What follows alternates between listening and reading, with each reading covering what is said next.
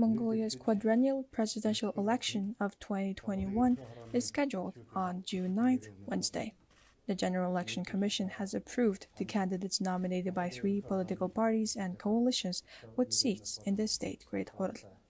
Today, on May 24th, the General Election Commission handed over the candidacy cards to the approved presidential candidates, who are Khulsuk Okhna from the ruling Mongolian People's Party, Ertnis Satamtundui from the Democratic Party, and Ikhwat Tangasorong from the Right Person Electorate Coalition. With the announcement of the final list of candidates, the official election campaigning launched today to run through until the end of June 7th, Monday, 24 hours prior to the polling day.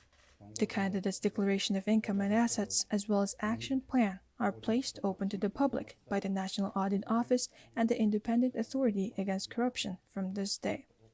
In line with the law on presidential election, the election campaigning will take place for 15 days, and during this period, the candidates have the opportunity to meet with voters, and political parties and their candidates running for the presidential election will undertake 8 types of permitted campaign activities, including distribution of promotional materials to voters, political advertising on radios, TVs, and online, outdoor billboard advertisements, and operating campaign offices.